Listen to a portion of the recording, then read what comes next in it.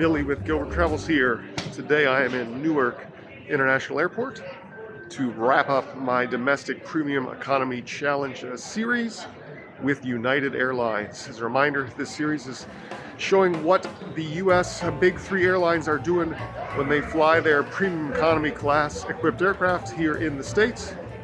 And with United, when it's on this premium transcontinental route, it is actually sold as a premium economy product on its own class of service, not as an extra legroom section or anything like that. So let's see what that entails once we get on board. As a small aside, I have flown this aircraft en route in the Polaris business class cabin for the 2020 transcontinental business class challenge I did. So you can also check out that review. I'll put a link up at the top corner and down in the description. So as a refresher for you on this series, if you haven't seen them already, I did the Delta A330neo from JFK to Seattle, and I did American's 777-200 from Dallas to Miami. Those were my other two premium economy domestic reviews, so make sure to watch those as well if you haven't already.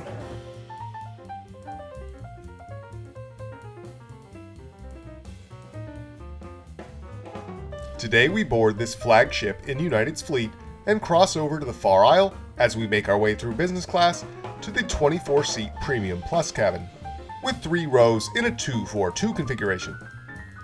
That's the same layout as an American's 777, since, as I covered, all 3 airlines chose the same Collins MIQ seat product. However, only United seats are purple, or as they refer to it, Passport Plum. This isn't the color of my passport, but it does at least provide a little character to this product. Here's a better look at this seat from the end of the flight, since my neighbor was already present when I boarded. To round out your choice of where to sit on any of these airlines' cabins, today I have a bulkhead row seat, 20L. While the remaining seats have a respectable 38 inches of pitch, the same as on American, these seats have basically unlimited legroom. Importantly also, they have enough room to get out past your neighbor to use the lavatory. One thing shared by United American on the 777 is that the premium economy section is right over the center of the wing, so it's not ideal for views. In the center armrest of the seat, we'll find a wired IFE remote, the seat controls, and a large personal item storage with the same awkward plug placement as American, and a tray table in the outer armrest. As with Delta and American, the padded adjustable headrest is appreciated. United joins Delta as well in offering a supportive leg and footrest on every seat versus just the bulkhead on American. Overhead, individual air vents are also present. As for amenities, while United provisions a full kit on this route in business class, over-ear headphones were the only offering in Premium Plus. What's on the way today? 5 hours and 38 minutes on the flight time. That is a little bit ahead of schedule due to some favorable winds today. Expecting an on-time departure here at 30 past the hour with an on-time arrival into San Francisco as well too. We'll give a moment to our flight. We'll lift off the ground here at Newark International. It's the Blanc, enjoy your flight. We thank you for flying with us today.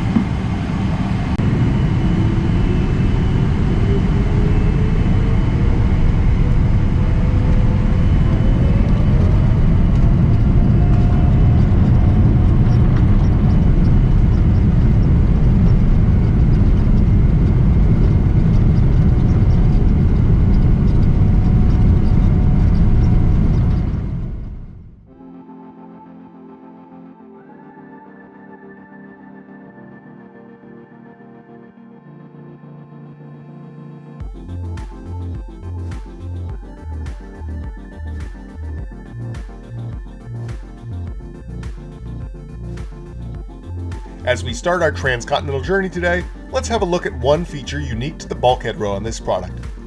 While Delta mounts their screens to the bulkhead itself, United and American put them on deploying stocks that fold out from under the seat. This has the benefit that they can stow away when they're not wanted, and they sit a bit closer to you when in use. United's display comes in at 13 inches. That's larger than American's and a hair smaller than Delta. It's a nice and modern setup with a good moving map and plenty of entertainment for today's flight. United also wins my binge watch challenge with 10 consecutive episodes. If you'd like to sit back and drive, the wired remote is there to step in. There's no killer app feature like Delta's Command Center, but it's a totally respectable product.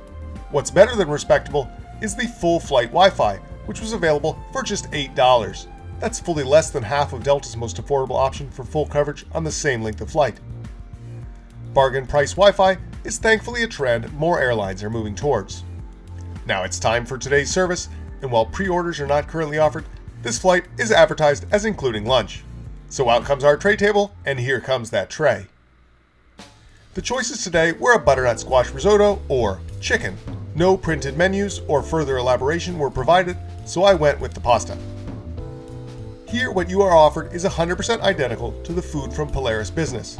And by that, I mean it is the food from Polaris Business.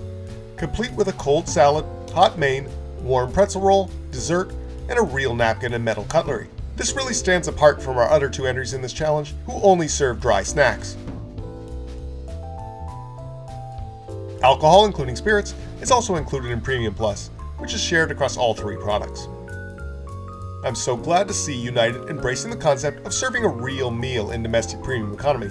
This type of product differentiation is exactly why I wanted to do this series. These meals just simply don't cost the airline that much money.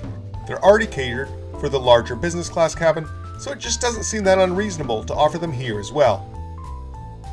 This isn't high cuisine, but it certainly builds in more value than it costs.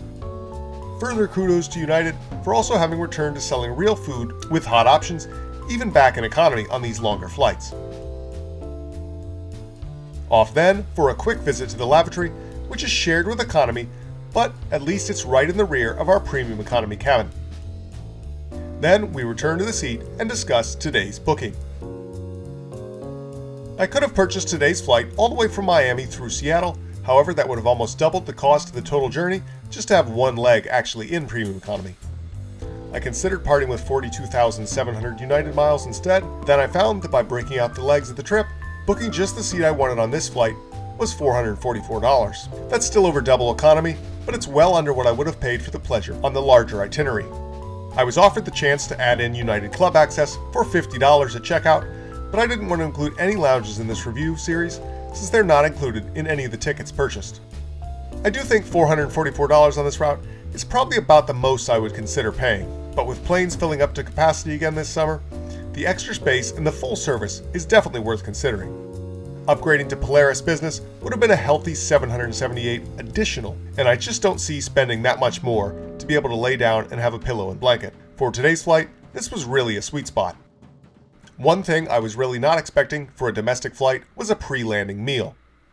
The small mezzi plate I was served was refreshing, light, and just substantial enough considering it was just a few short hours after the main service. I mean really, what a nice touch. This is exactly the type of service concept I wish American and Delta would consider for at least their longest domestic flights.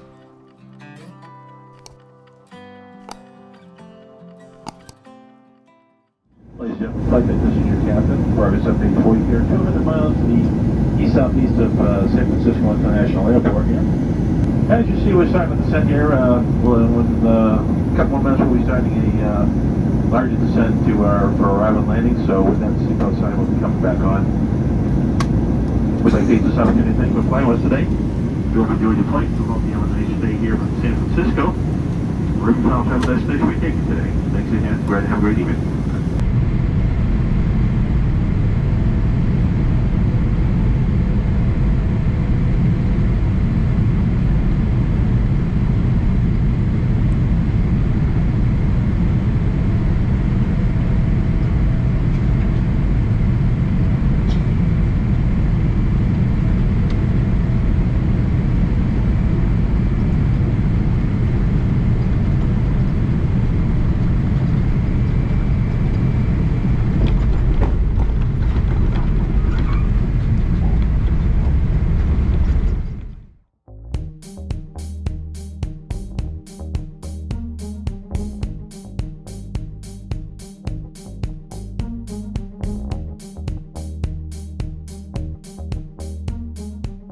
When you think about it, this is basically a standard US domestic first class service on board a business class equipped plane. And that makes a fair bit of sense, as these are basically domestic first-class seats. What do you think? Would you jump at the chance to book a flight like this? Let me know in the comments below.